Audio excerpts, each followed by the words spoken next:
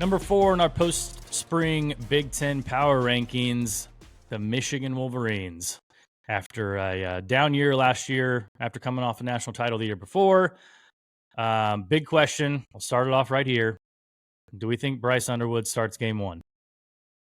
I think so, man. I think the fact that Mikey Keene wasn't there for really much of spring ball that they brought over from transfer from Fresno, uh, I'm sure they probably would have liked to start Keene and bring Underwood on slower, but dude, if he's the best quarterback in the room, he's going to be the starter. And I just can't imagine, the one of the highest ranked recruits in recruiting industry history is with all the measurables that he's got, and obviously and I know his numbers in the spring game wasn't great, but he's still going against the Michigan defense.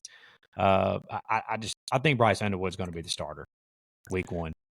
So if he's starting week 1, obviously they go to Oklahoma. We don't talk about schedules too much in these rankings, but not week 1. I know Oklahoma in week 2. Yeah. So that's a big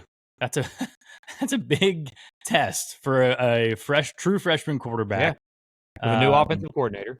Yeah, it's going to be interesting. And obviously the big storyline is them suspending Sharon Moore for weeks 3 and 4 against Central Michigan and Nebraska, which again, we don't have your head coach for a game at Nebraska. That's week 2 and week 4 at Oklahoma and at Nebraska. That's tough. I can't imagine. I mean, I don't care how talented you are going into environments like that when you have never played in environments like that before and you've only been kind of sitting in the stands as a recruit at those environments. Whole different ball game. Now they got Justice Haynes, your boy, coming in from Alabama at running back. Very talented. They got Donovan McCulley coming over at wide receiver from Indiana.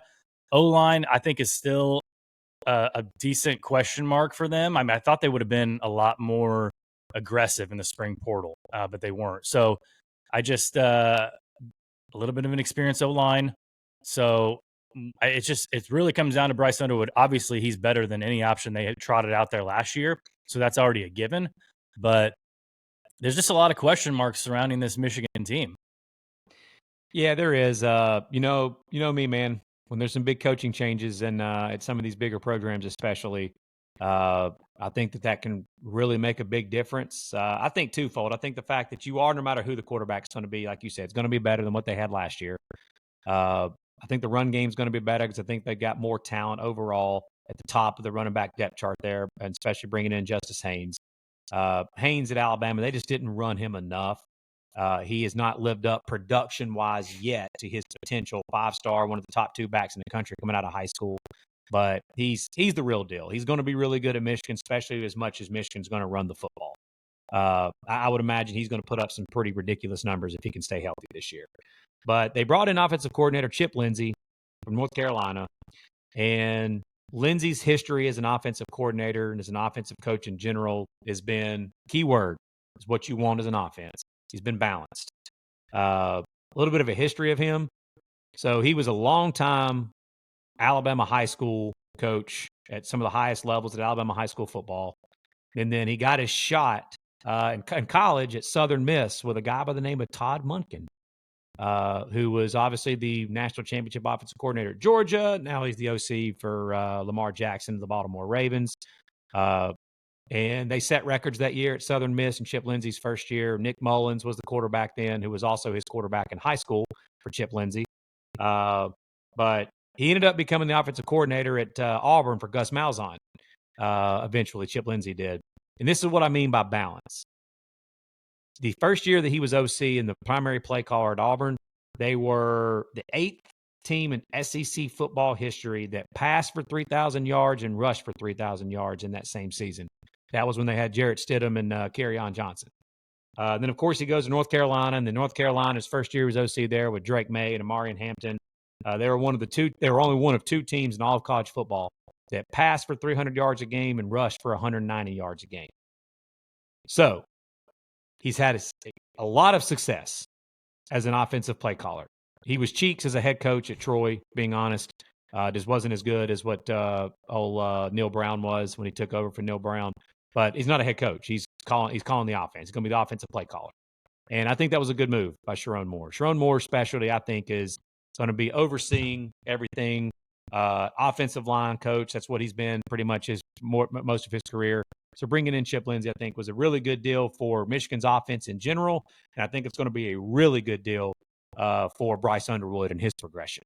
I'm not saying Chip Lindsey's the best offensive coordinator in the country. I just think it's an upgrade there at that. And I think it's important for that Michigan offense because we know how bad they were offensively last year. Defensively, another one of those teams. We're not worried about the Michigan defense in Wink Martindale at all, are we? Yeah. No, not at all. They bring back I know they lost Mason Graham and Kenneth Grant, but they still bring back a ton of production. They're going to have one of the better secondaries in the country. Wink Martindale is one of the best defensive coordinators in all of college football.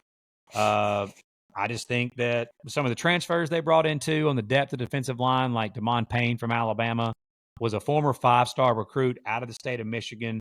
Trey Williams from Clemson, one of those high-ranked recruits that was solid at Clemson, but just didn't literally live up to the production that they thought he was going to be coming out of high school. But maybe with the talent that those two guys have, Wink Martindale and that crew at Michigan can bring it out of them. And like I said, they've got one of the best secondaries in the country. So I expect Michigan's defense to still be one of the top defenses in the country this year, in year 2 under Wink Martindale.